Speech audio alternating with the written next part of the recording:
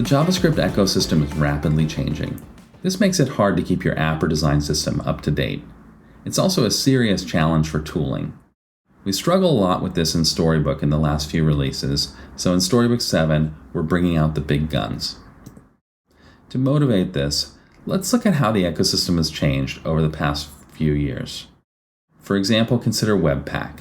You may remember Webpack 4 and 5 major version bumps. You may even have some PTSD from those. But it's not just Webpack. There's also Vite that recently arrived on the scenes and has already had 3 major version bumps. And it's not just builders. Package managers have also been rapidly changing, and dependency semantics along with them. You might have transitioned from JavaScript to TypeScript, and TypeScript has been evolving over the past few years as well. And renderers like React, Angular have all evolved. And even meta frameworks like Next.js are also progressing rapidly. And this is just scratching the surface of all the changes in the ecosystem. To address this, we're starting to treat Storybook like a service, and we want to maximize the uptime in this chaotic environment. To do this, we're testing a bunch of frameworks on every PR and daily. These tests are summarized at storybook.js.org/status. If you notice something in Storybook that seems broken, you can check this page to see how it's doing in our CI. Drilling into any heartbeat in the page shows the detailed status of that run. It doubles as a compatibility table, so you can see which features that particular flavor of Storybook supports. Behind the scenes, we have a whole process set up to keep it green.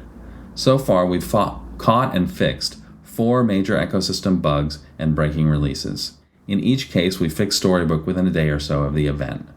We think this is a great system for keeping up with the ecosystem, and using this, we expect Storybook to be more stable than ever before.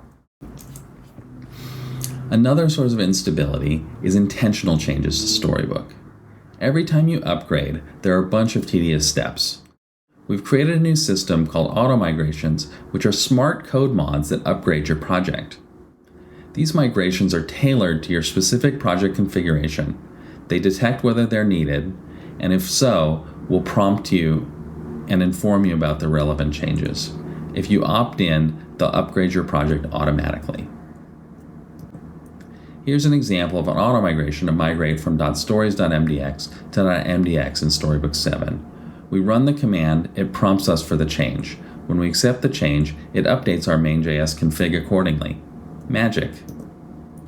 We take migration really seriously. We're upgrading a bunch of Storybook projects to make sure they upgrade smoothly.